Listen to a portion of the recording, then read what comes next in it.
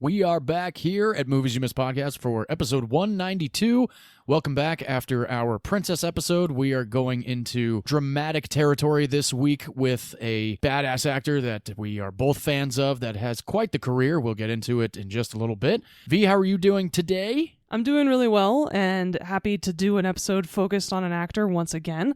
I really like when we do this, when we pick either a director or an actor and both our movies have them in it. And it's just a really fun way to explore someone's filmography. And I like that we have a history of picking the more underrated movies of theirs, hopefully to get more people seeing those movies and expanding their palette for that actor or director. And it's a good opportunity to get more underrated films out there, which is always a lot of fun for both of us. I agree. And the fun thing about this episode is, well, and even the podcast, is we like to do, like you said, underrated films that not many people would know of a certain actor's filmography. And both of these movies certainly fit the bill for our podcast, where we discuss movies, like we just said, that are underrated and need to be revisited. And these are absolutely two of those movies. I agree. I think both of these movies are really underrated, especially for this actor. And I'm really excited to get into them and why they should be revisited. Fully agree. But before we jump into that, we do like to discuss the movies we've seen in theaters or on streaming over the last week. So I'm curious, Vee, what did you see?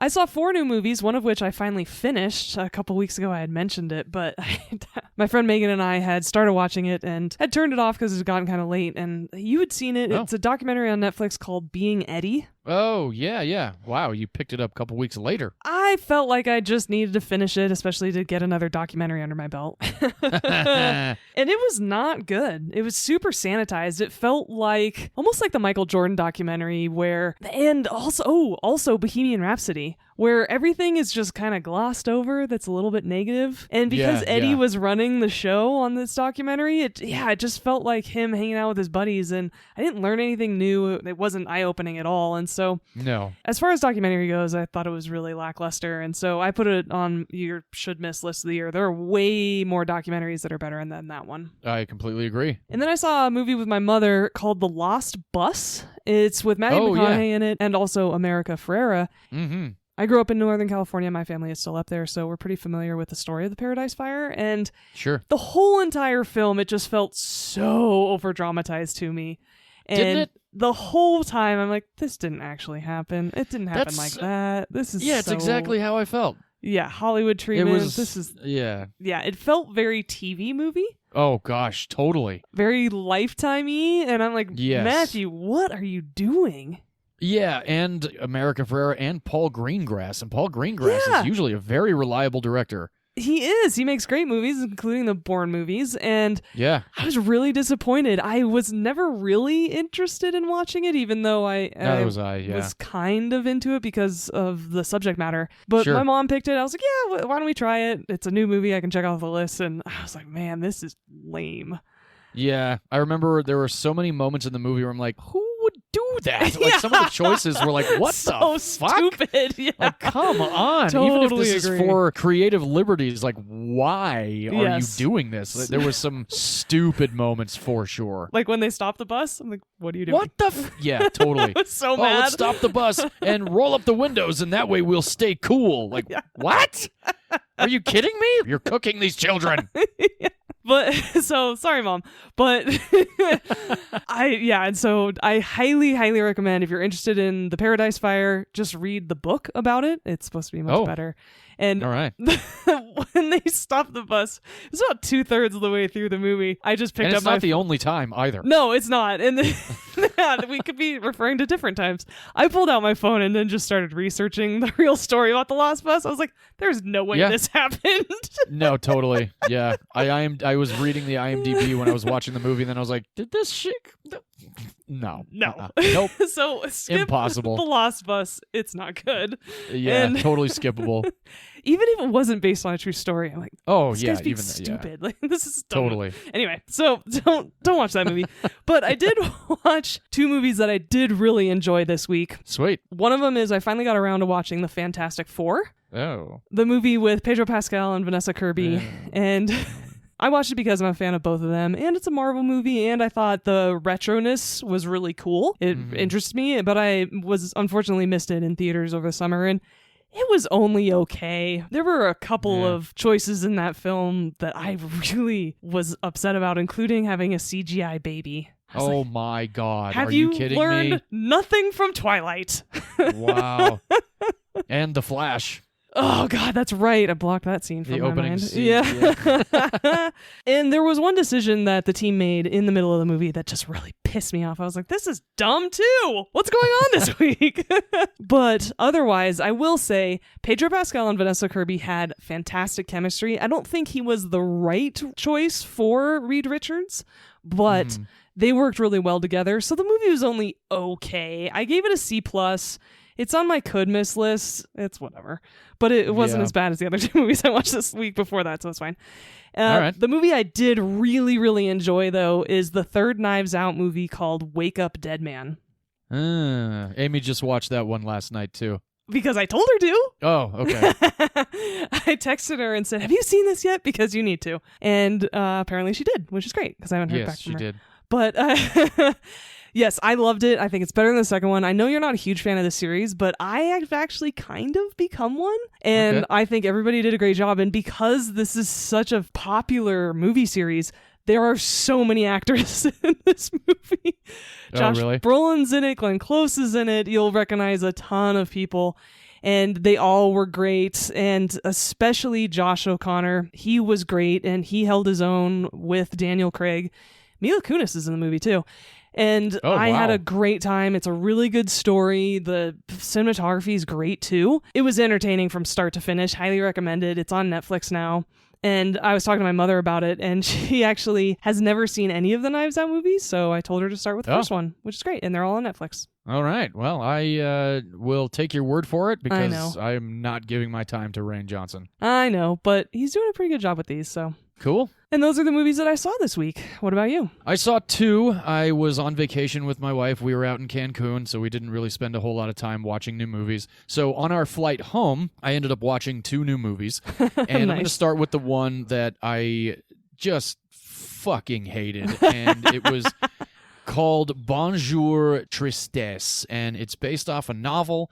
It's got this young actress named Lily McNerney and this other guy named Claes Bang, and this wooden, god-awful actress that a lot of people really just seem to like, Chloe Sevigny, or Sevigny. Oh, yeah, whatever Sevigny. You want to, however, there we go. Yeah, sure, Something I don't like care enough about pronouncing her name. This movie sucked so bad. It was 2 hours long. It felt like it was 4. Ugh. And it was just written so poorly. And the only thing I did like was the relationship between Cecile and Raymond, who were father and daughter in the movie. Other than that, there is absolutely no reason for this movie. I went to the director's Instagram just to check out who this person was. They've done short movies, and this is their first feature. And a friend of mine had commented on the poster for this movie on the director's page, so I messaged her, and we had a back and forth about how terrible the movie was. So absolutely 1,000% miss this terrible movie, Bonjour Tristesse. You're on an airplane. I cannot believe you didn't turn it off. I was so close to, but I was like, you know what? Morbid curiosity. I've never heard of it. Morbid curiosity. Let me just finish this, because where am I going to fucking go? I'm on a plane, you know?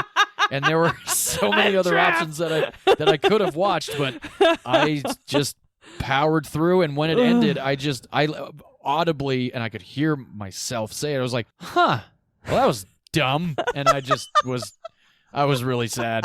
So I ended up actually watching a couple episodes of Entourage after that to get me into a better mood.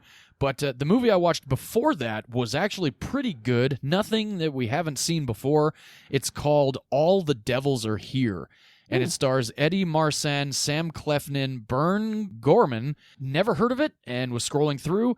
It's about these guys after a robbery, staying secluded in a safe house, and things kind of get a little fucked up. Again, nothing we haven't seen before, hour and a half, but very entertaining. It was shot beautifully, and the acting is great. Definitely a could miss, but also give it a shot. It was fine. It was nothing terrible. It's a thriller? Definitely a thriller, yeah, and it's from Ireland. All the Devils Are Here. Okay, good to know. Thanks. Yeah, so those are the two I watched over the last week. Wait, this is a new category, because technically, are those streaming movies? Ooh, well, Well, you can rent All the Devils Are Here on Prime. Okay. And the other one, I don't give a shit enough to care if it's available on streaming. No, it's actually streaming on Stars. So these are streaming movies, but I streamed them on American Airlines free entertainment app, so it was streamed. I guess that is technically a streaming app. Okay. Streaming, and they were 2025 movies, so I was like, fuck it, I'm just going to go for it. Awesome. So yeah, that's what I watched. Great. All right, well, let's jump into these two movies. I believe, V, you go first. We're not going in chronological order of the release of these movies, but that's all right. Let's do it. Let's get in the boxing ring. Yeah, and that's too bad considering we are doing the filmography of a specific actor. It would have been nice to go in chronological order this week, but not too big of a deal. It's just something we like to do when there's an opportunity. That's true.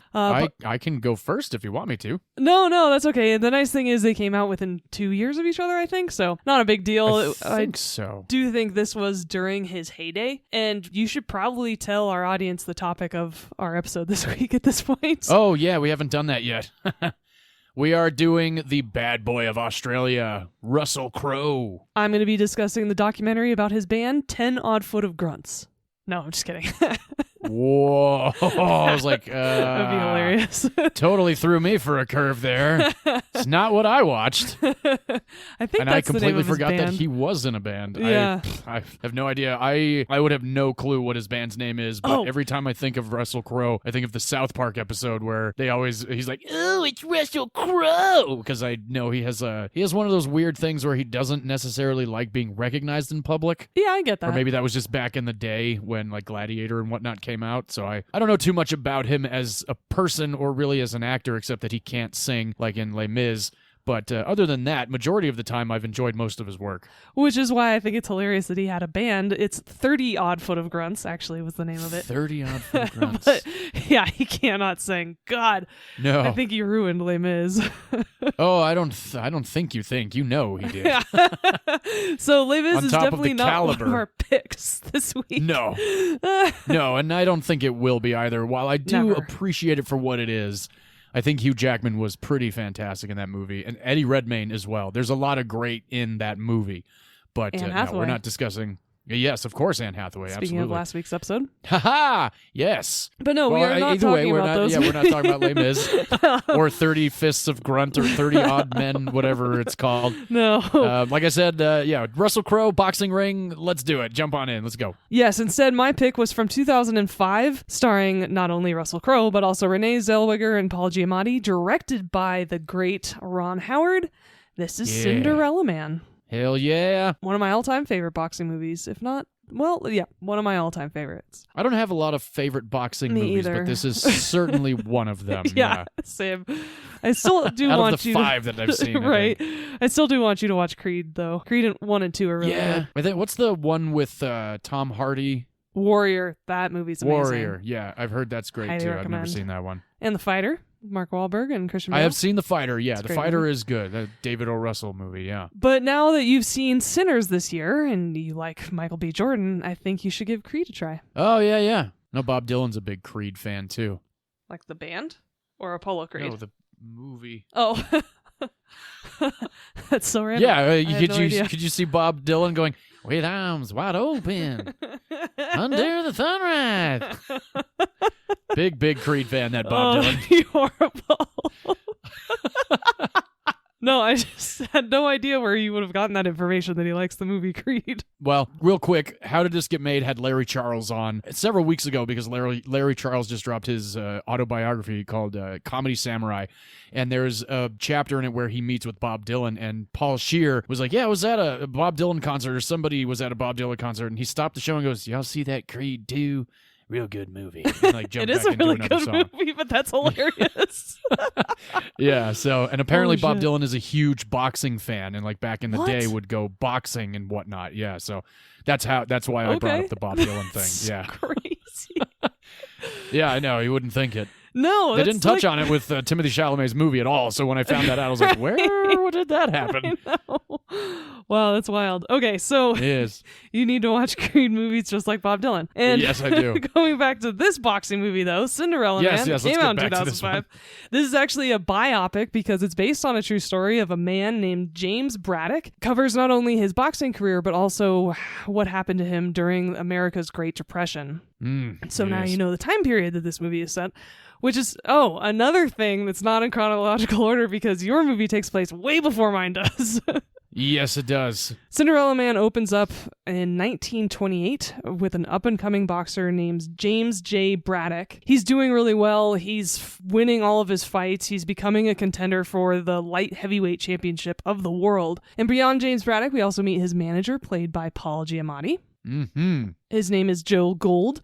His wife is May Braddock, played by Renee Zellweger, and he's not only is he doing really well, everybody else seems to be doing well, but since this is 1928, we know what's coming, the Great Depression in 1929, and so we skip ahead about a year, and we find James Braddock not only not winning anymore, but also quite injured. He has a broken hand, he has a messed up shoulder, he's got arthritis starting to come in, and so he's actually losing a bunch of fights. And not only has he started losing boxing matches, but he's also started losing everything else. His house, all of his savings, just like most people in 1929. He had a lot of money in stock, and of course that has now gone into the toilet.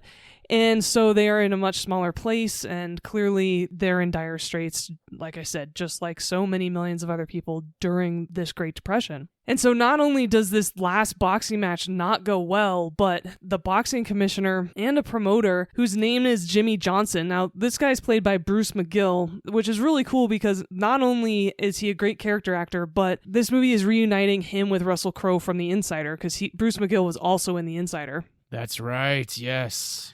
Bruce McGill's great. He's been around for a really long time, and I know most of you will recognize him. He was in Animal House. Yeah. He's the guy with the mustache and the vest, and he always, to me, looks like a young Donald Sutherland. Yes, he's D-Day in Animal House. Yeah, and he's he's Jean-Claude Van Damme's boss in Time Cop. I always recognize him, though, because he's the sheriff in My Cousin Vinny. Which I have not seen. Nope, but I'm introducing it to you in the future. Yes. And so Jimmy Braddock, played by Russell Crowe, is brought into Bruce McGill's office, and Bruce says that was a horrible fight. It's actually a no contest, which means they didn't even have a winner because it was such a crappy fight between these two guys, and we're pulling your boxing license because you've been on a losing streak, things aren't going well. And so not only is Jim Braddock not being paid for this fight, which he was relying on that money, but also he can't fight again. He re-broke his hand during this fight too. Oh, yeah. The way they show that is pretty awesome, though. Yes. I mean, it sucks what happens, but the way it's done is like, oh, damn. Really kind of punches you in the gut. No pun intended. Well, and I think it was very accurate because on times where I've hurt myself like that, there is this blinding light that stops you, and it hurts so bad. I've actually had that same experience where you have this blinding light and everything stops. Not that you see it, but just your whole body, right? Just this reaction. And so I thought it was a very accurate portrayal of feeling sharp pain like that. And so he's broken his hand. He comes home, no money, and a cast. And he's been trying to work on the docks, but he knows that with a broken arm, he's definitely not going to get picked for a shift. And these scenes are so important and also just tear at you. And I think personally, given our current times, stress me out in terms of an economic downturn because all of these guys are pushing against the gate at the docks trying to get picked for a shift.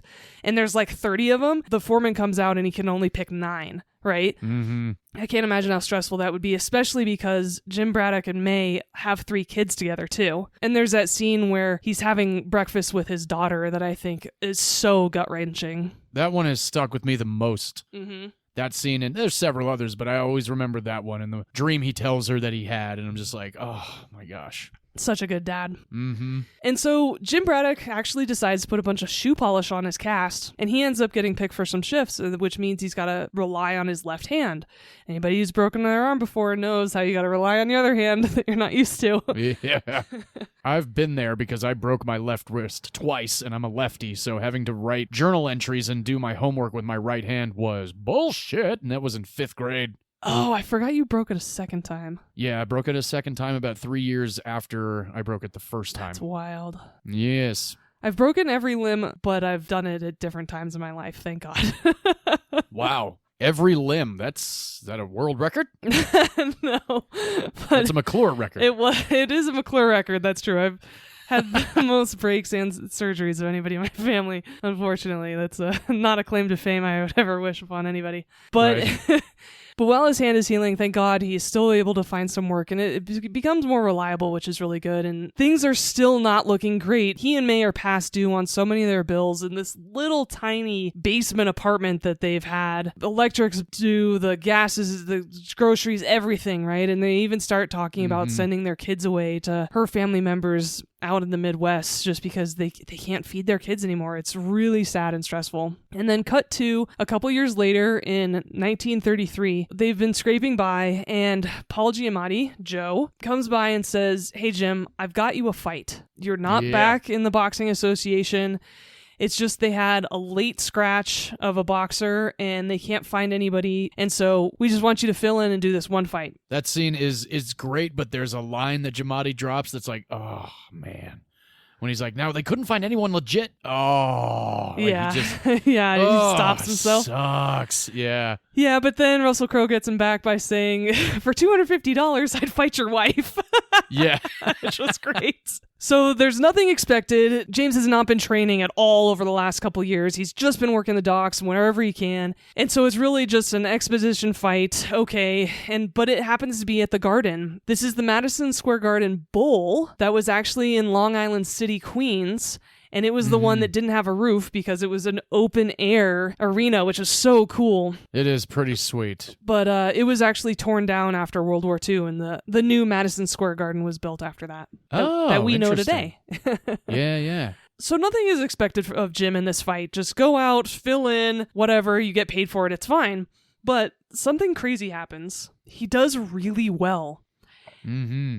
And one of the big things about Jim Braddock when he was coming up as a boxer that was a weakness of his is that he was terrible with his left-hand punch. It was really weak. It was really uncoordinated. And I like these little tidbits about that they drop in the beginning of the movie that most people wouldn't pick up the first time watching it. Mm-hmm. But now that I've seen this movie a bunch of times, these little comments that Paul Giamatti and his other trainers make about it are really prominent because you've seen the movie a couple times. And so he could never hit with his left until he broke his right. Mm-hmm. And because he'd been on the docks, continuing to work with a broken right hand, he could only use his left, and he started building it up and getting it stronger. And so he comes out there, and he now has this left-hand jab that is just lethal, especially this combo that he has going. And all of a sudden, he's doing well in this boxing match that even the sports reporters were saying he wouldn't even last the first round. Yeah.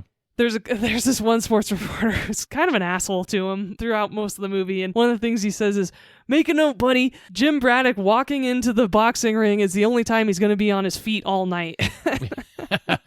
But instead, Jim surprises not only everybody else, but also himself and Joe by winning this fight. He kicks this guy's ass, actually.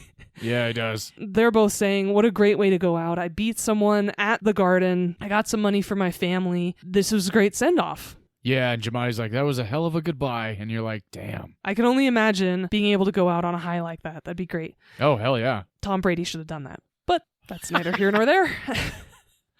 I like the very last play Brett Favre ever did was an interception. Yeah. Seriously. But no, instead, Jim Braddock is going out on a high note, and they're both really happy. But he goes back home and continues to work at the docks. Until Paul Giamatti, I love him so much in this movie. He's so perfect in this role. He's very slick. He's very polished. And he's just got this great energy to him that isn't annoying, which very much could have been with somebody else in it. Oh, totally. Yeah. He plays this so well where he doesn't come across like a car salesman. Instead, you're wishing he was in your corner too. Absolutely. And this is actually my favorite role of his. Did you know Paul Giamatti had a very small role in my best friend's wedding? Yeah, he's the bellboy or something. He smokes a cigarette with Julia Roberts in that movie. Exactly. Yeah, it's a small role, but that's cool. You remembered it. And I really like him as the technician in the big box in the Truman Show. He works alongside. Oh, that's right. Yeah, he is in that. He works alongside Ed Harris. Yes. Giamatti's shown up in so many movies. He's in Big Mama's House, which is wild. He's a sergeant in Saving Private Ryan. That's right. Yeah, he is. He's Ben Affleck's friend in Paycheck. He's Oscar nominated in Sideways, which is a movie I think you're going to introduce me to in the future. I absolutely am, yes. He plays an inspector in this movie called The Illusionist that stars Ed Norton that I really, really like. The Illusionist is definitely a movies you missed type movie. Yeah, it's super underrated. I don't know many people, other than my sister Shannon, who've seen that movie. I know maybe 3 other people, and I think they're the ones I went to see it with. Yeah. And it came out around the time The Prestige came out, so it got completely forgotten. Yes, absolutely. Maybe that should be the episode, The Prestige and The Illusionist. Ooh, yeah, that could be a good one. Okay. And even though it's a miniseries, and we talk about movies on this podcast, I will bring up John Adams just because Paul Giamatti was so good in this HBO miniseries. I've never seen it. I have to watch it. I've heard nothing but great things about it. I think one of my most favorite roles of Paul Giamatti's is he goes up against Howard Stern in Private Parts, and he, oh my good lord, absolutely hysterical in Private Parts. I really liked him in Straight Outta Compton. Oh, absolutely. Oh, hell yeah. Oh, yeah. Really good in that. I don't think there's a bad role of his. No. The movies might be shit, some of them, like Big Mama's House for one, but he always delivers something good. It's insane. Yeah, even the little bit part at the beginning of San Andreas where he's the scientist. Great in that too. Yeah. There's another movie with him called Win-Win where he's actually a high school wrestling coach, and that movie is awesome also. I really, really like him in the show Billions. I've never seen Billions. Oh, he plays a U.S. attorney. It's the most cold badass I've ever seen him. Oh, interesting. I've got to watch that, and John Adams are Billions adding to my series show. Watch list. Yeah, I've heard Billions was amazing. So he's doing all that he can to promote his boxer, Jim Braddock, and he's doing such a great job at it. And there's a scene where he's talking to Bruce McGill, and he's just greasing those wheels so well, and so perfect. And he actually convinces Bruce McGill, the head of the boxing association, to let Jim Braddock back in. And so all of a sudden now, Jim is boxing. And this is where we get a little bit more of May. I really like their relationship. Russell Crowe and Renee Zellweger play off each other really well in this movie. I think there's really good chemistry, but I really don't like that cliche. And this is the only thing I don't like about this movie, actually. Well, there's 2 things, but I'll get to the second one later. I really don't like that May is against him boxing. And that is a big conflict in this movie. And that is one of the big conflicts in this movie. And we've talked about this before, it really bothers me when somebody gets married and then they try and just change their spouse. It's like, you knew them before you got married. You knew he was a boxer before you guys hooked up. Yeah. And so them arguing about boxing throughout the movie bothers me a little bit. But she's still great in the role. It's actually my favorite role of hers as well, because I'm not a huge Renee Zellweger fan. Neither am I. I will say I like her in certain movies. I like her in this. I love her in Cold Mountain. That might be it. No, Down with Love, which is a previous pick of yours. There we go. Yes. It was my wife's pick. Your wife's yes, pick, Down with Love is certainly a great movie, and she's good in that. But it's true. Yeah, I'm with you. Renee Zellweger does not do it for me. I love Chicago. She annoys the hell out of me in Chicago, though. She bugs me, too. Like, big miscast, in my opinion, in Chicago. She's also, the first time I ever saw her was Jerry Maguire. I was really young when I saw that. She isn't me, myself, and Irene, though. Yeah, and that is a pretty good movie. That movie funny. Is pretty funny. She's in all the Bridget Jones's Diary movies, which I wasn't a fan of. Never saw a single one of them. However, I will say, I haven't seen it yet, but I've heard great things because she plays Judy Garland in Judy. That's right. I remember she got Oscar nominated for that one. If not a win.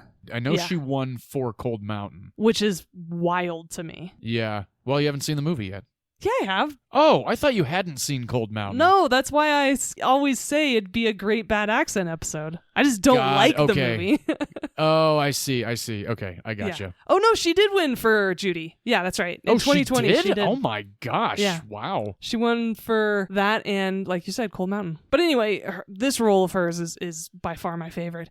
And now that Jim Braddock is training again, he's got more fights. Now we get into the real big boxing matches of this movie. And the cool thing is that not only did Russell Crowe approach Renee Zellweger to play his wife in the film back in 1998. Whoa. she'd always said yes throughout the years of him trying to get it made. So she'd always been his first choice. He actually started talking to Ron Howard about this movie back in 2000 when they were making A Beautiful Mind together. Uh-huh. And back to the boxing, Russell Crowe spent a year training. He had a ring and full training facility set up on his farm in Australia. He lost over 50 pounds for the role. Whoa. He sometimes was learning over 300 choreographed punches per fight. And he had 4 fights in this movie. At least 4. Wow. 4 big ones. Yeah. And every single one of the men he faced in the boxing ring until Max Baer were professional boxers that Ron Howard's team hired for the film. That's badass. They all played his opponents and they all worked with him very closely. And they were told to land their punches as close to Russell Crowe as possible without hitting him. But of course, it's a boxing movie. They would hit each other on accident. Yeah. Russell Crowe got injured a bunch in this film. Oh, I'll bet. He received several concussions and cracked teeth.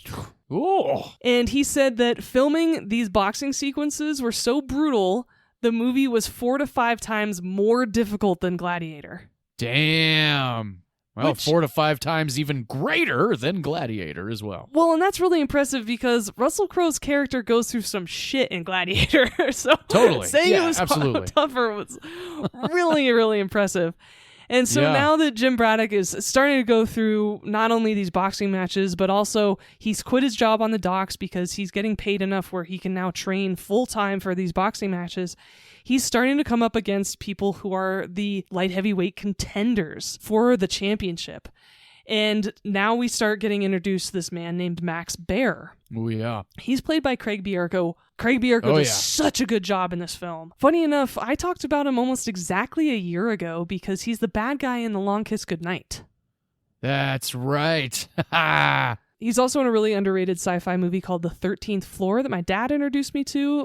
Right. It might be on the list in the future. I gotta watch it again. I've still never seen it. Vincent D'Onofrio's in it too, which is pretty cool. Ooh. And Max Baer is a big deal because not only is he the current champion, but he's also killed several people in the ring. He's portrayed as an aggressive, humongous, he's 6'4". Yeah. Beast of a man. Bear, who is super brutal and completely merciless. And so now we have this David and Goliath story that's been coming up because Jim Braddock, throughout this whole process, throughout his journey back into the ring, is really building up this reputation. All these people around New York and around the country are seeing him as the underdog and seeing him as a guy who's had a second chance, just like so many people need during this Great Depression. And he's becoming a hero of the people. And while I was watching this movie this time for the podcast, all I could think of is, God, this would really pair nicely with Seabiscuit. Ooh, I've only seen Seabiscuit one time and it was in theaters and I remember loving it, but I could see that actually.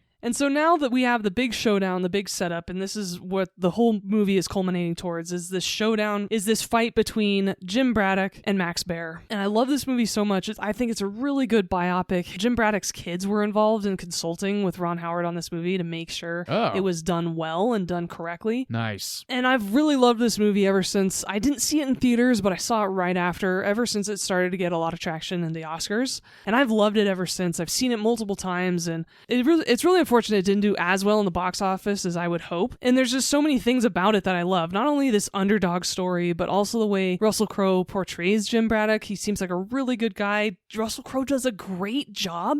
He certainly looks like a boxer. He's got a great accent, which is something to be said about Russell Crowe because lately he's been doing terrible accents. His accents are not something he's known for, that's for sure. No, but for some reason he has a great accent in this film. He does a really good job. Yeah. And there's a scene with a speed bag that I absolutely love speed bags in movies because everybody makes it seem so easy. And if anybody who's listening has ever tried to do a speed bag at any sort of gym or a boxing place, they are so freaking hard to get the rhythm of. Oh, Russell Crowe makes it look so easy in this film. I was like, wow, he did train a lot then. Oh, yeah. It's not easy. I've tried it several times myself, and no way. And I really like how he has this stoic sense about him, and he really cares about his family. And there's this point where Bruce McGill tries to scare Jim Braddock from this fight with Max Baer because Max has killed 2 people in the ring. And he makes Jim Braddock watch these videos of Max pummeling his opponents. And I just love Jim's response to this. It's so it just really speaks a lot to his character and how he approaches things. You think you're telling me something? What, like, boxing's dangerous, something like that? You don't think triple shifts or working nights on the scaffolds is just as likely to get a guy killed? How many guys died the other night living in cardboard shacks trying to save on rent money? Guys who are just trying to feed their family. Because men like you have not yet quite figured out a way to make money out of watching that guy die. In my profession, and it's my profession, I'm a little more fortunate. And so, yes, beyond Russell Crowe's great performance and Renee Zellweger's and everybody else, this is just such a great period piece of a movie. It's a wonderful story. It's very uplifting. God, the combination of Ron Howard and Thomas Newman's score pulls at me every single time I watch it. There's several times in this movie that I tear up. And like I said, I've been watching it for almost 20 years and I still love it. I'm so glad to bring it to the podcast and talk about Russell Crowe's great performance in it. And so now I think it's a good time to pause for a second and hear what John's opinion is about the movie. All right. I did see this movie in theaters when it came out. It was a family affair. My whole family and I went, my sister and my parents, and we all absolutely loved it. And I did not see it again for about 5 years. It was, it stuck with me for a long time and still has. I think this was maybe the 4th or 5th watch for me. I had forgotten a lot about it. I honestly cannot tell you when I watched it the last time. I want to say it was within the last maybe 10 years. So it's been a good chunk of time since watching it the last time. And I always remembered certain moments of the movie, especially Paul Giamatti's performance, of course. Can't not remember that one. He's so damn good, especially during the boxing scenes when he's on the sidelines and just the encouragement that he throws out at Braddock is always so awesome and so great.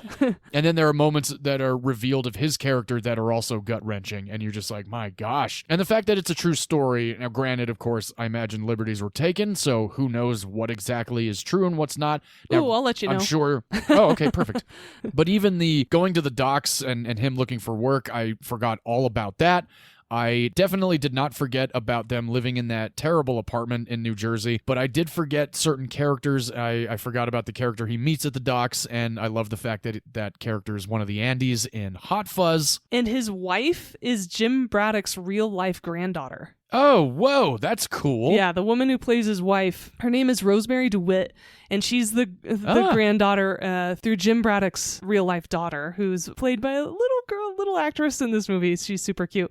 So yeah, that I thought was really cool, that the woman who plays Mike's wife is related to Jim Braddock in real life. That's very cool. Yeah. No, had no idea about that. That's awesome. All the boxing sequences were wonderful. I, again, have not seen many boxing movies. Raging Bull, it was, I believe, could have been the first one that I saw. Nice. And I was in my 20s when I saw Raging Bull. It was a movie, you always hear, like, it's Scorsese, it's De Niro, it's Raging Bull.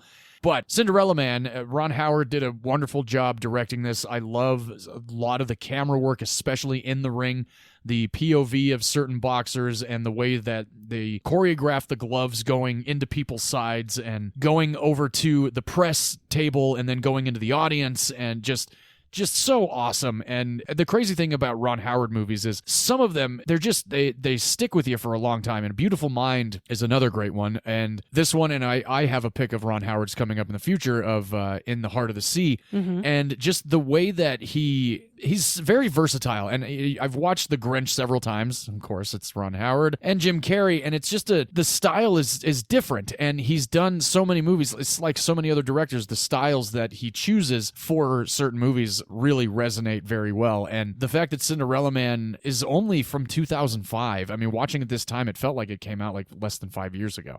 It's so well done. It's so relevant even now, I would feel like, especially with what's going on in the world for a lot of people. And the soundtrack to this movie is so good. And like we said, Renee Zellweger's great. I liked the 3 kids that played his children. And Craig Bierko, I might have mentioned this before, but one of my favorite roles of his is in Fear and Loathing in Las Vegas. Yeah. He plays Lacerda, the photographer. And he plays Anna Faris's husband in one of the Scary Movies too. I think it's Scary Movie 4. That's right. Yes, he does. Yeah, he has got such an interesting resume, and the fact that he looks the way he does and is so menacing in Cinderella Man is madness to me. But yeah, that's right. I think it was Scary Movie 3 that he shows up in, and oh my gosh, ridiculous. But yeah, Cinderella Man, absolutely, very, very enthusiastically a fan of this movie, and I believe I bought it because I couldn't find it on streaming, if I'm remembering correctly. I think it was I bought it on Apple for like $7.99. Yes, unfortunately you have to rent it, but or you can own it. Yeah. Yeah, I knew that I was gonna like it again because I've liked it every time I've watched it. So having the 4K $7.99 version on Apple is great, but if there is ever a 4K, you better believe I'm gonna grab that. Oh, great. I'm so glad to hear that. And I agree. I think it's a beautifully shot movie as well. And as you said, the score, actually, as both of us have said, the score is great. That's by Thomas Newman. He did 1917, Finding Nemo, WALL-E, The Road to Perdition, The Green Mile, Meet Joe Black. He's done a lot of really poignant scores that I think are so well done. They're very piano forward. And they're just perfect for the kinds of movies that he's been tapped for, including this one. And Salvatore Totino is the one who was the cinematographer on this film, and he's worked with Ron Howard a bunch. He started off with music videos. He got into movies. He did Any Given Sunday, The Da Vinci Code, Angels and Demons, Inferno. Those are the 3 movies that Ron Howard did based on the Dan Brown books. Oh, that's right. I forgot Ron Howard did the Da Vinci Code movies. He did all of them, yeah. And he also did Frost Nixon, Everest, Spider-Man Homecoming, which the cinematography in Spider-Man Homecoming is really good. Oh, cinematography. Okay, I was like, wait a minute. Ron Howard did Frost Nixon? No, sorry. Ron Howard did do Frost Nixon, actually. But no, Salvatore Totino did all of that cinematography. And unfortunately, he hasn't done very well or been doing good movies, I should say. He's still doing well, but he did 65, that Adam Driver movie where he goes back. Oh boy. Such a terrible film. That movie really blew. He did Ghosted, the one with Ana de Armas and Chris Evans that we hated. One of your favorites of the last 2 years. Oh God, I hated it so much. Well, you watched the whole thing, which is... I was in a movie theater. I thought that was on Apple TV that you watched it. Was it? I don't care. I don't care. But let's get to some good stuff because Akiva Goldsmith was the screenwriter for this film. That was a bit of a mind blower for me. Me too. Yeah. Wow. I totally. He has also got a resume that's like, what he's the hell? Bounced around too, which is so impressive, especially as a screenwriter. He wrote Practical Magic, The Client, Batman Forever, Batman and Robin, A Time to Kill, Lost in Space, which was not a good movie, but that doesn't matter. He did write A Beautiful Mind, which is great, another adapted screenplay. Oh, wow. Yeah, I, Robot, The Da Vinci Code, and Angels and Demons, so a lot of adapted screenplays, which is cool. I Am Legend, again, and Winter Sail. Jesus, these are so many adapted screenplays. But he's done some... the Colin Farrell movie. Yeah, but he's done some really great TV work lately. He's helped create several wonderful series, some of them you worked on. He did Titans, Picard, and Star Trek Strange New Worlds. So Akiva Goldsmith is a great screenwriter, and he's popped up several times, including Practical Magic, on this podcast. Indeed. And like we've been saying, Ron Howard did direct this film. We've picked him several times. This is actually the 4th time we've picked him because I picked Willow in the very first year. Right. Then Rush, I think, our second year. Hell yeah. Last year you picked How the Grinch Stole Christmas. Oh my God, we've picked one Ron Howard film per year, which is really cool. And then that is pretty sweet. He's also done Splash, Cocoon, Parenthood, Backdraft. Far and Away, which is going to be one of my picks for our bad accent episode, I think. Perfect. Apollo 13. Oh, goddamn, that film's so good. Incredible movie. Ransom, The Missing. The Missing's probably going to be one of my picks, maybe for a Halloween episode, because it's creepy. I've never seen The Missing. That's Cate Blanchett and Tommy Lee Jones, right? Yeah, and Aaron Eckhart's in it, too. Oh. And beyond the Da Vinci Code series movies and Frost Nixon, he also did Solo, a Star Wars movie, which is very forgettable, but not as bad as people say it is. Like, it's not great, obviously, no, but it's isn't. fun. Is it? I don't know. I don't remember it at all. I don't remember shit from that movie. No. Except the robot being like, I want equal rights. I'm like, what the fuck? That always, and the robot was voiced by Brienne of Tarth, which was like, what? Which is funny because Emilia Clarke, nothing wrong with that. Daenerys, was in the movie. Yeah, it was all sorts of not great. Emilia Clarke was in Solo? See, I don't even remember. Yeah, I she had remember brown hair. Donald Glover. He was great. And the guy that played Solo was in Hail Caesar and some other just stuff. Not charismatic Not a memorable enough. name, unfortunately. Yeah. Anyway, so but beyond all those credits for Cinderella Man, a couple of really cool pieces of behind the scenes trivia that I wanted to share. Salvatore Totino invented what was called a tire cam. And it's a camera cushioned inside of a tire and behind plexiglass.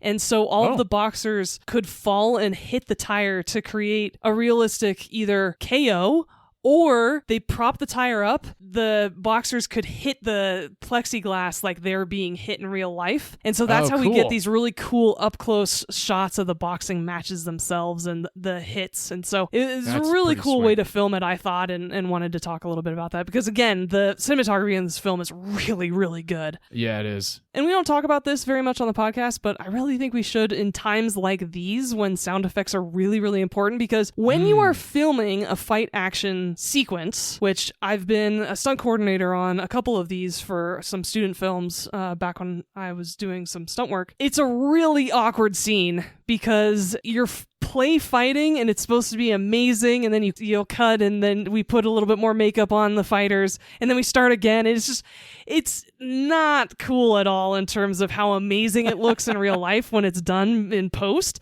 Filming fight scenes are almost as awkward as filming sex scenes, and because it's a really quiet set, and then all of a sudden you're just like, and like you're faking hitting each other, and it looks so dumb, like little kids. It's so funny, but anyway, it is strange, especially if you're not looking at the monitor or you're not like close enough. And you can tell that nobody's swinging anywhere near each other. And it's like, and then of course it's like, cut together. You're like, damn, all right, that works out. It just looks like two 10-year-olds play fighting is what it looks like. Yeah, totally. It's so ridiculous. And the grunting too, like, yeah. And so it's like listening to tennis players. Yeah, exactly. And so the nice sound designer, Anthony J. Ciccoleone III, sorry if I'm mispronouncing your name, but he used watermelons, beef, and broken glass to create the punch sounds throughout this film. Oh. And thinking about 300 coordinated punches per fight for Russell Crowe. Yeah. Wow. Anthony had to add sound effects to every single punch. The guy is a workhorse, so wanted to give him a shout out. Hell yeah. And as I've said, this is a biopic. It's pretty true to the story in terms of James Braddock. His kids were super impressed, and his granddaughter, who's in the movie, were super happy. Yeah, awesome. And there were several pieces of the story that are totally true, including his kids confusing the word title with turtles, which is a really cute moment in the movie. Yeah. That's true. But there is one big piece of this film that it's kind of a spoiler, but I want to be respectful of the real life man. Now, we've talked about based on true story movies that are wildly different than what happened in real life. Like last week's pick of mine. Like last week's, yeah. So, well, this is the opposite, because instead of making your story much happier, this makes my story much, much worse.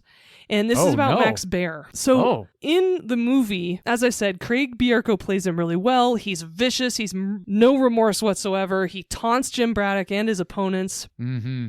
His son is really pissed about this film. Really? Because even though in the movie they say that Max Baer's killed 2 people in the ring, first and foremost, he only killed 1 person. All right. And it haunted him for the rest of his life. Oh, okay. In fact, the man was named Frankie Campbell. He accidentally killed him in the ring. It was a boxing match. Yeah. Max Baer stayed by Frankie Campbell's side for 30 minutes waiting to an ambulance to arrive, went to the hospital, apologized to his family.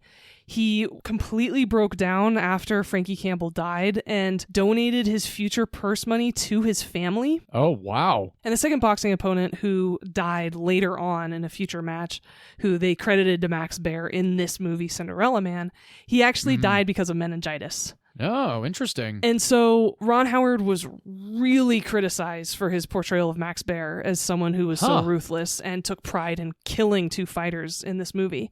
And Max Baer was actually considered to be really kind. He was really happy-go-lucky. He joked around a lot. He was very generous.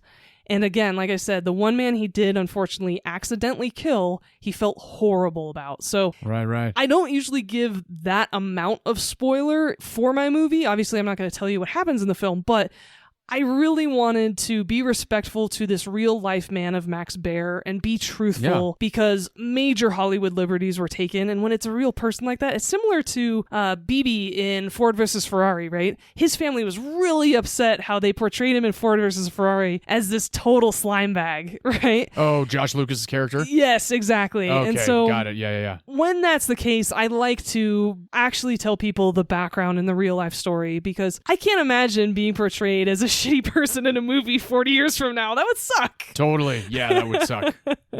Well, no, I'm glad that you dropped that info because I didn't know that at all. And of course, I'm sitting here, and when the scenes between Max Baer and everybody else, I'm just kind of like, okay, well, there had to be some liberties, but nowadays, even with the UFC fighters, you see those overconfident sons of guns. Conor McGregor and they're the ones that being get a perfect knocked example. Out. Yeah, so it's good to know that Max Baer was actually a pretty good guy, and it wasn't something that he was like, oh yeah, I killed two guys, haha, here I am again to hopefully kill you, Braddock. But yeah, that's good to know, and I can understand why his son would be upset about it and why Ron Howard and the writers and the studio would get criticized for it. But as we all know, in the world of art and entertainment, liberties are taken, and you have to have some sort of conflict. It's a gray in the movie, area, though, right? Like, of course, there always has, and the conflict can't something. just be that, oh, you're going to fight a big guy. Like, there has to be some other reason why it's going to be the fight that it's going to be. Right. So I fully understand the liberties taken, but I also fully understand the anger that his son felt towards the movie. Absolutely. Exactly. And that is the second piece of this movie that I have a little bit of a problem with beyond May being against boxing. But again, it doesn't diminish from the movie itself. It's still a fantastic film, and especially because Max Baer seems like a character unto himself in this film. And so he just comes across as this great villain that you really want to root against. So I do think it really works in this film, as you said. And like, oh God, Craig Bierko, I cannot stop talking about how great, it's such a great role for him. He did such a good job. And this movie, playing Jimmy Braddock, is actually Russell Crowe's personal favorite as well. Oh, awesome. And this film was nominated for 3 Oscars. Best supporting actor for Paul Giamatti. Russell Crowe actually threw all of his support behind an Oscar campaign for Paul Giamatti rather than himself. That's awesome. He actually did this because Al Pacino did it for him for The Insider, which is the movie he should have won an Oscar for. Totally. Yeah. It was also nominated for Best Editing for Daniel P. Hanley and Mike Hill. They have been editors on all of Ron Howard's movies ever since Splash in the early 80s. So they've been with Ron Howard for 30 plus years. They've been his editing team, which is really cool. And then lastly, Best Makeup, which totally makes sense considering how well they did the scars for Russell Crowe, all of the bloodiness in all the boxing matches. And so Best Makeup was also nominated. Unfortunately, it didn't win anything. And unfortunately, it did not do well in the box office at all. It had an $88 million budget. It only made $61 million in the U.S. Oh, damn. And $108 million worldwide. Damn. Yeah, it's a total bummer. Yeah, it did not. It really lost a lot of money. I think because of everything tied to this movie, not only it being one of the lesser known or lesser watched Russell Crowe movies and also not doing very well, I think it's perfect for the podcast. And it's also one of my favorite Russell Crowe performances. And so that is Cinderella Man. I'm really excited to talk about your Russell Crowe movie and the rest of his filmography a little bit later because it's a roller coaster. Yeah, it is. But yes, that is Cinderella Man. Like you said, you can't stream it right now, but you can rent it. Totally worth the money. Highly recommend. Love this film. I'm so glad you do too. Absolutely. Great flick. Great pick. Thank you. All right, let's jump into my flick. Let's rewind the clock way before the Great Depression. Let's go to the year 1805. We are going to be discussing, this is likely my favorite Russell Crowe movie. I do like a lot of Russell Crowe movies, except for Gladiator and a couple other ones, but we'll get into them. I know. We will. As much as I do enjoy yours, I think I was affected far more by my pick this week, because every time I watch movies like this or read books like this, it just feels to me like I was one of these guys way back in the day in a past life. I feel like I was a salty dog. I was on frigates. I was on man-of-war ships in past lives. And I don't know if I'll ever know if I was or not, but I like to think that I was. And this movie really made me feel that way more than any other movie like this that I had ever seen. This movie came to us from the year 2003. This movie is this movie is based on a series of novels by Patrick O'Brien. Screenplays by John Cawley and Peter Weir. This movie is directed by Peter Weir. This film stars Russell Crowe, Paul Bettany, Billy Boyd, James Darcy, Max Durkis, and Lee Ingleby. This is Master and Commander, The Far Side of the World. Admit it, you just love this movie because of its long title. Oh yeah, I do love me my long title movies. Yeah. Oh boy, this movie. Oh. Like I said, it is set in 1805 during the Napoleonic Wars. Napoleon is the master of Europe at this point, and the British Navy is out on the high seas. The ocean is now battlefields, and that is what we are introduced to first in the title cards of this movie. We are also introduced to the HMS Surprise. It is a 28-gun, 197 occupied souls ship out in the middle of the ocean, just off the coast of Brazil. And at the beginning of this movie, we are also given a title card that the Admiralty orders to Captain Jack Aubrey, played by Russell Crowe, are to intercept the French privateer Acheron en route to the Pacific, sink, burn, or take her a prize. And then we are introduced to about 10 minutes of incredible exposition of showing us this ship from the outside and the inside. You see the living conditions that these guys are in. It's horrible. Yes. But it's also the practicality of this movie is amazing. And there is a moment where there is just shadows of all of the ropes, and it is shift change happening, and you just see the men going down and the other men going up. That is one of my favorite shots in this entire movie, on top of so many other incredible shots in this movie. So after shift change, Midshipman Hollum and First Lieutenant Tom Pulling are out on the deck. Hollum has his spyglass, and he is looking into the fog to see if they see anything. Hopefully, they will spot the Acheron. And just for a split second, Hollum sees what looks like the Acheron out in the distance. It is so quick. It's actually very reminiscent of the first shot in Pirates of the Caribbean when the Black Pearl disappears into the fog when they are on the Interceptor. Now, Hollum is very unsure of what he's seen, so he brings Tom Pullings over and he says, I don't know what I just saw, but can you look into the spyglass and see if maybe you see what I see? I'm having a really hard time trying to figure out what to do about this. Do we get Aubrey involved? Do we not? Do we just continue on with our day? So Pullings tells Hollum that they really should get Jack out here and see what Jack thinks that they should do. And unfortunately, they are now under a surprise attack from the Acheron. And they are shooting cannonballs, and this ship, the Surprise, is taking hit after hit after hit. They really cannot retaliate successfully. Luckily, Aubrey gets an idea that since the rudder is now damaged and they are sitting duck, that they're going to lower some of the lifeboats and have the men pull the Surprise into the fog and out of harm's way. Luckily, they succeed. The Acheron is now nowhere to be found. The Acheron thinks that they have succeeded in sinking the Surprise, and everybody in Aubrey's cabinet on board is telling him now that they need to go back to England and repair the ship. Aubrey is not about returning back to England to repair the ship. They are going to repair the ship on the ocean. They're going to re-up their supplies, and they're going to go after the Acheron, because this is not going to happen to Aubrey again. He's not going to be taken by surprise, which is the name of his ship. Mm-hmm. Luckily, they succeed in fixing the Surprise, and they start to go after the Acheron, to the dismay of a lot of his cabinet on the ship. However, there are a few that really believe in Jack Aubrey, because not only is his name Captain Jack Aubrey, his name is Lucky Jack as well. And Lucky Jack has had quite the career on the high seas on several different ships. During this surprise attack, there's a young man on board. His name is Max Purkis. He plays Blankney, and he was injured in the attack. Unfortunately, he has to have his arm amputated, and that scene is, that scene is pretty intense. I'll never forget that scene in theaters. I haven't seen this movie in years. It's the only scene that I remembered from this film, which is, it's just because it's a brutal scene. Yeah, it is. And after this surgery, thankfully goes very well, and performed by Stephen Maturin, who is the surgeon on board, who is Jack Aubrey's best friend, played by Paul Bettany. Now, if you may remember, I'm sure you do and our audience does if you're fans, in A Beautiful Mind, Russell Crowe and Paul Bettany were best friends in that movie as well. Yes, they were, and Paul Bettany was in A Knight's Tale, one of your previous Yes!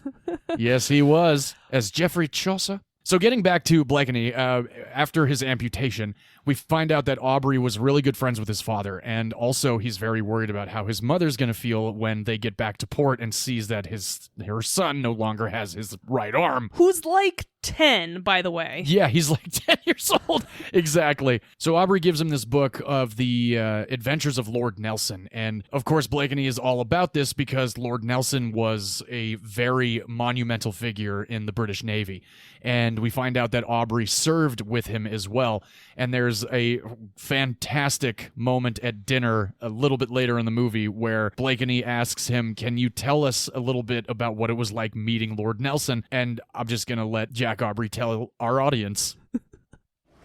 Excuse me, sir, but Mr. Blakeney said that you served under Lord Nelson at the Nile. Indeed. I was a young lieutenant, not much older than you are now. Mr. Pullings. Mr. Pullings was a snivelling midshipman, still yearning for hearth and home. Did you meet him, sir? Can you tell me what he's like? I have had the honor of dining with him twice. He spoke to me on both occasions. A master tactician and a man of singular vision. He always said in battle, never mind the maneuvers, just go straight at him. Some would say not a great seaman, but a great leader. He's England's only hope if old Boney intends to invade. Sir, might we press you for an anecdote?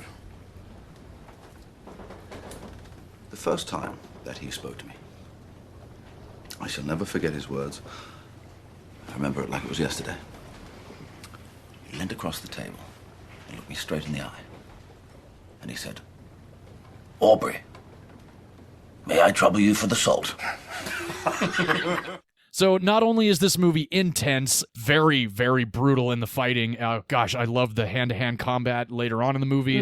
The like I said, I must, the grenades and just the way that they finally are able to get in close range enough to the Acheron. No spoilers here, but I know we don't give spoilers. But for the rest of the movie of Master and Commander: The Far Side of the World, since it's a long title, got to give it the whole title every time I mention it.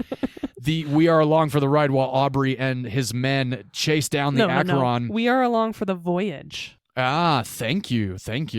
We are along for the voyage on the high seas during the Napoleonic Wars while Jack Aubrey and his men try and chase down the Acheron, these French assholes, and try and take this Acheron a prize or sink it. However, Aubrey's not about sinking it. He wants that ship, and he wants one of his men to command that ship as well. So for the rest of the movie, we're treated to not only that, but wonderful, incredible cinematography, an incredible soundtrack, and just practicality and costumes like you wouldn't frickin' believe. And Peter Weir just completely knocked it out of the park with this movie. And similar to Cinderella Man, this movie did not do very well. And the idea for doing 2 more movies was scrapped because this movie was a culmination of 12 books that Patrick O'Brian wrote about Jack Aubrey. And of course, Jack Aubrey is actually a fictional character. He's not a real guy, but he is the culmination of so many men throughout the British Navy. And I have read several books by an author named Frederick Marryat, and he has actually written characters that Jack Aubrey has been based on. And both the books that I've read from Frederick Marryat have come out in the early 1700s to 1800s, and those are 2 of my favorite books I've ever read. One of them is called Mr. Midshipman Easy, and the other one is called Percival Keene. And they are hilarious, they are intense, and they are just... They make you feel like you're on a boat and you are out there with a group of men trying to take down the enemy. There's also great scenery at the Galapagos Islands where the surgeon, played by Paul Bettany, wants to go and study insects and study iguanas. And it's just a 2.5-hour eye feast and everything. Like you said, the adrenaline rush that you get from watching this movie is palpable. So I've loved this movie since it came out in 2003. V, I think you said you hadn't watched this movie in over 10 years.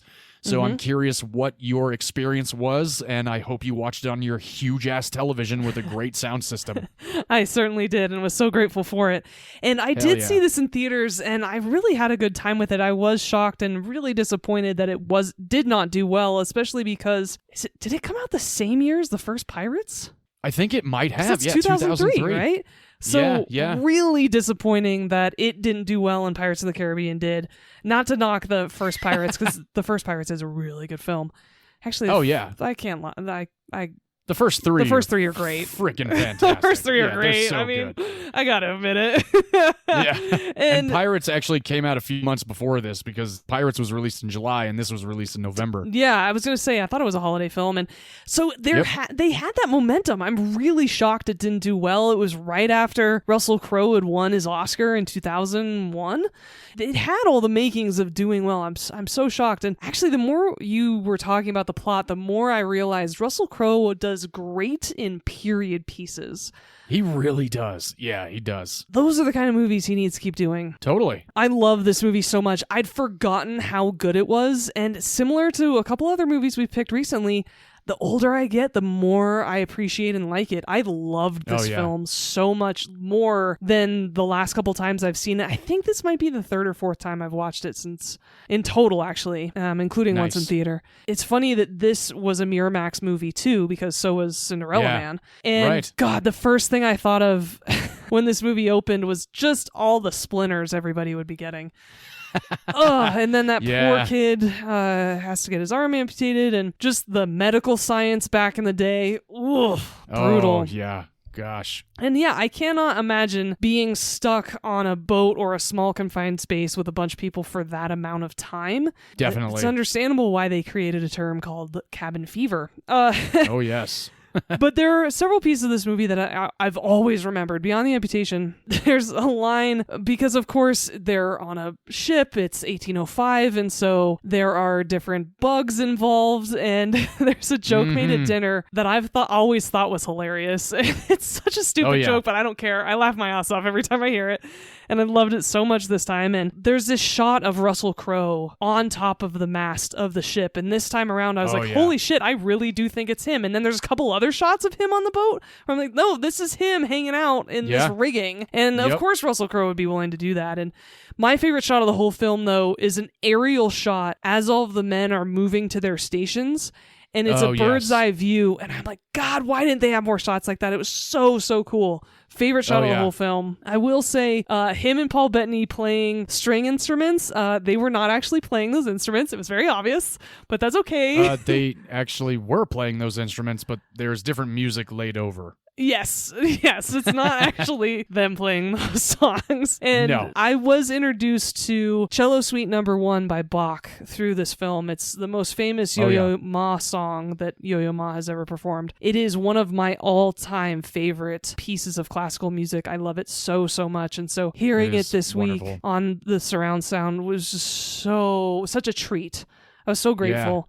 And they would all be deaf. Let's just throw that out there. The shots of them down in the bowels of the ship working on those cannons are so intimidating and intense and scary, and just so many pieces of this movie, especially as an adult now, just how terrifying and harrowing living aboard one of these ships were back in the day. And it's so crazy. I want to take this French ship that I'm going to take from the coast of Brazil all the way across the Atlantic Ocean back to England to say I got this prize. Like, what the hell? That's insane, right? Just the amount of bravery and sense of adventure and lack of any sort of life security whatsoever these men had aboard these ships. Like, they don't know. They got it. First they get into some storms, and then they get into no wind, and they're stuck. Like, there's so many aspects of, like, yeah, you're gonna die. Like, every single moment of this film, I'm like, well, you could die here. It's so crazy how dangerous this whole thing was. And they address that often in the movie, too, which is great. It's not like, oh, let's just do this, we're going to survive. No, they talk about the fact that you could die right now. Well, you could die from a splinter, too. Yeah, it's that's true. 1805. You get infected and everything. I love Russell Crowe's hair so much. I know that is like completely a throwaway comment, but I really, really do. I love his hair in this movie, and I just had to say it. But I did not like that this movie glosses over slavery. There's a couple very small bit parts of black men playing the ones who are holding his tea, for example. Right. And this is 1805. This is the English Empire. They are not necessarily the good guys, right? And it's just kind of glossed over. So it's not ideal, but it is not the purpose of this film or this storyline. So I do get it. I've never read any of these books. I've owned Neither have I. one of them forever, and I really want to get into it. Unfortunately, they're not available on Kindle Unlimited because I looked the other night after watching this film. So I need to just start getting them from the library. Yeah. I really want to get into it because, the time period is amazing. It's an adventure. I love this film so much. It's gorgeously shot. Great score as well. And there's a couple moments of this film that are really, really funny. There's a lot of really quippy dialogue that I really, really like and thought it was really well written. And I'm wondering if Patrick O'Brien's books are similarly written or if that was the adapted screenplay piece of this. So I'm really interested about that part. Yeah, you're right. The battles are so intense in this movie. I was holding my breath the whole time. Every scene a battle came up. And it's a great film. Even though it's 2.5 hours long, it doesn't feel that way. Oh, it moves so well. When I saw it in theaters, it felt longer, but that was because I was in my 20s, right? And really early 20s, actually. And actually, I wasn't 20. Were you 20 yet? No, I wasn't. I wasn't at all. It was 2003. I was 17. Yeah, I wasn't 20. Yeah, what am I thinking? So when I was a teenager, I was like, oh, it's kind of a long movie. But now I'm like, God, this movie is a masterpiece. Every minute of this movie is utilized so well. I think Russell Crowe or somebody in this film should have been nominated for an acting Oscar. Totally. It's unfortunately they weren't, and it sucks. So it's just heartbreaking that this movie did not do well in theaters. Yeah. 20 years later, I'm still bummed about that piece of it. Especially even more so now, you and me actually. both. Yeah, so... Yeah, absolutely. I haven't seen this movie in years. Thank you so much for bringing it to the podcast because I needed to revisit it. Such a great excuse to do so. Oh, I loved every single minute of it. I'm glad the 4K Steelbook just came out and it's already been sold out for the last 6 months. So I can't even get it yet, but I definitely plan to. And when I saw it in theaters, I thought it moved along pretty well. And I think that might have had to do with the fact that Pirates had just come out, and Pirates was 2:30 also. Yeah, and that which was nobody remembers that aspect of it. Nobody, absolutely not. No, but when I do talk about Master and Commander, every now and then people are like, yeah, but that's almost 3 hours. I'm like, it just doesn't feel like it though. And it's, like you said, it's just so well written. Peter Weir and John Cawley did an incredible job bringing this movie to life on the page. And I'll get into the Oscar nominations in just a little bit, but I do want to talk about a lot of the behind-the-scenes stuff as well. I know you said that they're not really playing the instruments, and I did say that they were playing the instruments because Russell Crowe did learn how to play the violin for this movie. And he said that it was one of the hardest things that he's ever done for a movie. Aw. And they did play the music hard. on set. Yeah, violin is difficult. I played violin for 4 years as a very young child, and I was good, but I wanted to change it up, and that's why I blow into a trumpet now. But Russell Crowe and Paul Bettany did play the instruments on set. They just overlaid better playing and to make it a little bit better. After the movie ended, I spent about a few days just whistling the music, and so many great moments of music in this movie. And like you said, comedy, and the audio clip that I chose, I love the whole could you pass the salt? He looked me dead in the eyes. I just love all of that. Paul Bettany researched at the Royal College of Surgeons in London to learn how to use late 1700s surgical equipment. And that's pretty badass because there's not only the amputee, but there is 2 other surgical scenes in this movie. Like you said, there's some comedy, and there's a moment where he's actually trying to take a piece of bullet out of a man's skull. And the entire crew is watching, and he's like, and one guy says, "Is that his brains?" He goes, "No, that's his skull. That's his brains." And everyone's like, "Oh," and leans in and everything.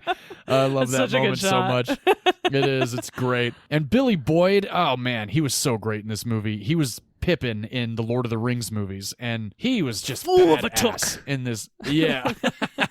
He was so good in this movie, and I loved a lot of the moments with him. The cast and a lot of the crew actually ended up staying together in barracks for about 2 weeks with no television, and I think that everybody really just sold every role in this movie, and it just feels like everybody knew exactly what they were doing on that boat. Well, it also feels like they'd been together for a really long time. Yeah. And they also did a 2-week boot camp to learn how to do the ropes and everything on this movie, which is insane because all of those ropes are actually as authentic as they can be. They were made specifically for the movie because the ropes that were from the 1800s don't really exist anymore. Oh, with all the fibers making them, that makes sense. But I Yeah. really like how real the boat felt, especially compared to Pirates of the Caribbean, because there are so many more ropes on this ship, right?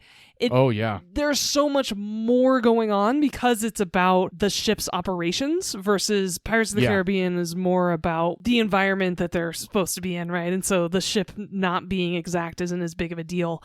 And it just blew my mind as how much rigging and just crap is on this ship that they've got to skip over or dodge or what, especially when it's all flying around. It's like, oh my gosh, how do you not die just every single day on this ship? It's so, absolutely.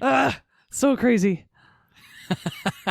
It is. It's really nuts. And speaking of the rope, 27 miles of rope was used in this movie. I'm not surprised. 27 and also, miles. Everybody had to be sunburned all the time, and nobody had All sunglasses. the It must time. have sucked. Oh, I can only imagine. Yeah, and there's a lot of close-ups where their noses are peeling and under their eyes are just completely screwed up. And, man, the treacherous conditions of the high seas are certainly prominent in this movie. So well done. 2 cameramen were actually sent during pre-production to the replica of the Endeavour that was actually doing a global tour, which was pretty nuts. Yeah, I remember when that happened too. And these 2 cameramen actually they spent a few days on the ship and ended up getting a lot of the storm footage that we see in this movie while they were on that ship. So that storm footage is authentic as well. Oh, that had to be terrifying. This was the first film to actually ever be shot on the Galapagos Islands. They actually go to the Galapagos Islands in this movie. I figured that was the only way to get those iguanas in there. Absolutely, yeah, 100%. So there was a ship called the Rose that was actually used as the Surprise, and the Rose was purchased by 20th Century Fox for $1.5 million. A lot of the footage of this movie on the deck of the Surprise was shot in one of the big tanks down in Baja, California at the Baja, Mexico studios where they shot Titanic. Nice, okay. Yes, and it took 3 months to build that set inside that tank. I believe it. There are a lot of moving parts to that boat. Oh, yeah. 100 days of production inside the tank in Baja, California, plus 10 days at sea on the Rose. Oh, yeah. There are a bunch of shots that you can tell they're out in the ocean. Yeah. Yes, indeed. So badass. Oh, I would have loved to have been in the production of this movie. I would have probably quit the industry afterward, but I still would have loved it. Yeah, I knew a guy who did a bunch of work on the Pirates of the Caribbean movies, and he said it was very hard. I actually worked with the second AD on the first Pirates of the Caribbean movie. He was the second AD on the Lucifer pilot, and he said that shooting the first Pirates of the Caribbean was one of the most hellacious things that he's ever done, but he made so much money that he didn't have to work for a few years after that. Yeah, the guy I knew said very similar things. Yeah, there you go. There you go. Going back to authenticity, 2,000 costumes were made for this movie. God, the costumes are so incredible in this film. Yes, they are. The budget was $150 million. Domestically, it only brought in 93.9. Oh, God. And worldwide brought in 211.6. Very sad, unfortunately. But the cool thing, and the coincidence that it shares with my movie of last week, where my movie of last week's premiere was on November 14th of 1997, which is my wife's birthday. The release date of Master and Commander: The Far Side of the World was November 14th, my wife's birthday, 2003. Wow, that's cool. I know. Super strange coincidence that I picked 2 movies that premiere, basically, on my wife's birthday in separate years. Do you know, I think it would be really cool, though, if Russell Crowe became James Aubrey again and just picked up the story at a later date, and that he's older and he's this grizzled captain on the high seas. Oh, I wish there was an opportunity to make another one of these films. He could still do it. He totally could. Paul Bettany could come back too. Yes, and Peter Weir could direct again, and it would be awesome. And cinematographer could come back. But Russell I am almost Boyd out of time, so I want to get into these. Great as the cinematographer, by the way. I just want to shout him out. Oh, yeah. Oh, absolutely. But let's get into the Oscar noms for my movie. 10 Oscar nominations for Master and Commander: Far Side of the World. Yes. All right, now these 10 nominations were Best Cinematography for Russell Boyd, Best Sound Editing by Richard King, Best Picture by Samuel Goldwyn Jr., Peter Weir, and Duncan Henderson, Best Director, Peter Weir, Best Film Editing, Lee Smith, Best Art Direction, Set Decoration, William Sandel and Rob Gould, Best Costume Design, Wendy Stites, Best Makeup, Eduardo Henriquez, Yolanda Tuasieng. Best Sound Mixing, Paul Massey, Doug Hemphill, and Art Rochester. Best Visual Effects, Daniel Sudik, Hell yeah. Stephen Fangemeyer, Nathan McGuinness, and Robert Stromberg. And Master and Commander took home 2 Oscar wins that year for Russell Boyd, Best Cinematography, and Best Sound Editing for Richard King. Totally deserved both of those. Wow. Absolutely, yes. And that is Master and Commander, The Far Side of the World. It is not available on any streaming service, although you can rent it on Amazon Prime. I highly recommend you do if you have not seen this movie. It is magnificent. You will not be disappointed. Totally agree. I love this film so much. Russell Boyd, great cinematographer. He was also the cinematographer on Liar Liar, which is random and awesome. Oh, that's great. There's a good connection to my movie because Peter Weir was the director on The Truman Show and Paul Giamatti was in The Truman Show, which is kind of cool. There you go. Peter Weir directed Witness. The guy is a great director that we don't really talk about much anymore. His heyday was the 80s, I think, but God, Master and Commander is such a phenomenal film. Definitely one of his best, and so happy you brought it to the podcast. And as we've said, both of these movies didn't do well in theaters, so it's really good to bring them back to our audience and talk about them, I think. Hell yeah. Okay, can we talk about Russell Crowe's filmography now? Oh yeah, yes, let's do it. Yeah, I know we were going to do it, so yeah, let's do it. Okay. I've done a Russell Crowe pick already. A couple of them. So have I. Yeah. You've done The Nice Guys and American Gangster. Yes. I've done LA Confidential and now Cinderella Man. Mm-hmm. God, the beginning of his career was so good compared to what he's been doing recently. Yeah. What are some of your other favorites of his? Other than the 2 picks that I've done, I definitely am a big fan of A Beautiful Mind. I recently, I would say it was maybe a year or 2 ago, my wife and I watched The Greatest Beer Run Ever with Zac Efron, and he's in that also. He plays a reporter. Yeah, he plays a reporter in that movie.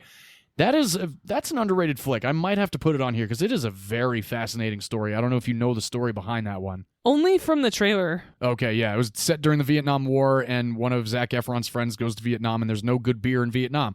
So he decides to bring beer to Vietnam, and he ends up getting in the battlefield, and it's actually pretty intense for being a comedy. Another one that I liked, I didn't love, I believe I talked about it here on the podcast as movies I've seen, was The Pope's Exorcist from a couple of years ago. Great accent in that film. Oh, magnificent accent, yes. We really nailed that one. You could call it a masterpiece. Remember when you used to use masterpiece ironically? Oh, definitely. I haven't done that in a minute. I guess I haven't had the chance to. But yeah, he was a masterpiece. He was also a masterpiece in Les Mis, like we just mentioned. Another one I like, but a lot of people don't. It's Darren Aronofsky and Jennifer Connelly and Russell Crowe back together again. It's Noah. It's not that great, but there's a lot of cool visuals in the movie. And Ray Winston's character was just so strange. Yeah, there was a lot of weird with that one. State of Play is a great movie. I don't know if you've seen that one. I haven't, but I have heard good things. Yeah, it's pretty good. Of course, The Insider. And that's pretty much my fandom of Russell Crowe. I haven't really gone too deep into his career, but I like some of the ones that aren't always mentioned. And State of Play, my mom and I went and saw in theaters, and we were both like, damn, that was pretty good. You should put it on the list. I should put it on the list, yeah. Yeah, there's a couple other Russell Crowe movies that I would pick. Either Mystery Alaska or the 3:10 to Yuma remake with Christian Bale is really good. God, after that, he just started making stinkers, and he played Robin Hood. Kate Blanchett's in that movie, which is funny. And then he was in Man of Steel and those movies, which he plays Superman's dad. Yeah. And then he's does he really? Yeah. He plays Jor-El. And then he's in that Tom Cruise, one of the worst movies ever made, The Mummy. He's in that? He plays Dr. Jekyll. Oh, no shit. You know what's funny? When my wife and I were in Cancun last week, I put a movie on while I was flipping through, and the movie channel was The Mummy. And it was right when Tom Cruise wakes up in the morgue. And she was like, what is this? I'm like, oh, it's The Mummy. She goes, the Brendan Fraser one? I'm like, no, that's not Brendan Fraser. That's clearly Tom Cruise. But yeah, that movie, I never finished that one past the first 10, 15 minutes. No, my sister tried to watch it really recently, like within the last year. I go, what are you doing? She's like, Yeah, nah, why I'm are going to you give it a doing this? shot. And then she texts me, she's like, that was one of the worst movies I've ever seen. I'm all, I tried to tell you. Yeah, tried to tell you. And I know The Mummy is the really hot girl that Charlize Theron hooks up with in Atomic Blonde, yeah. Yeah. it's so That doesn't make the movie any Not better. any The better. Mummy, Atomic Blonde's great. But Yeah, not so much. my pick for episode number 2. And then Russell Crowe, anytime he's got an accent, man, it's usually recipe for disaster because there's Les Mis, there's Thor Love and Thunder. God, it's terrible. The Pope's Exorcist. Craven. He was the dad in Craven last year. Oh, that's right. I never did see Craven. That's so terrible. But I love him as a Russian. I really do. It's just a guilty pleasure of mine. Somebody playing a Russian gangster who's not Russian. He is in Nuremberg this year. Yeah, I was just going to say, I think I missed my chance to see that in theaters, but when it's out, I'm going to see it. I've heard great things about it. I've heard mixed things about it, but Russell Crowe playing a Nazi general with a German accent, I guess I got to give it a shot and see which side of that coin is going to be on. So yeah, there's a couple more movies of Russell Crowe's we might pick in the future. Definitely. These are certainly 2 of the best. I would agree. So I'm curious, V, would you watch Cinderella Man with your grandmother? Oh, absolutely. It's a great family film. Yeah, it is. I'm honestly shocked it wasn't a holiday movie. It came out in the beginning of June, actually, in 2005. Oh, weird. Yeah. Other than the fighting, it's certainly a very family-friendly movie. It's rated PG-13. Definitely recommended. And yeah. It's a great film to watch over the holidays, especially with somebody like your dad or your parents. Definitely a feel-good movie. Agreed. And would you watch Master and Commander with your grandma? No, my grandmother would not enjoy it. That's pretty too bad. positive on that one. Yeah, I don't think so. That wouldn't be a movie for grandma. Maybe my grandfather, but not my grandmother. It's a little more brutal than my film, that's for sure. Yes. Yeah, A very little more much so. graphic. Mm-hmm. It's not explicit in any way. Is it rated R or No. PG-13? No, it's a PG-13. Yeah, rated. that's what I figured. It's certainly not graphic enough to be a rated R film.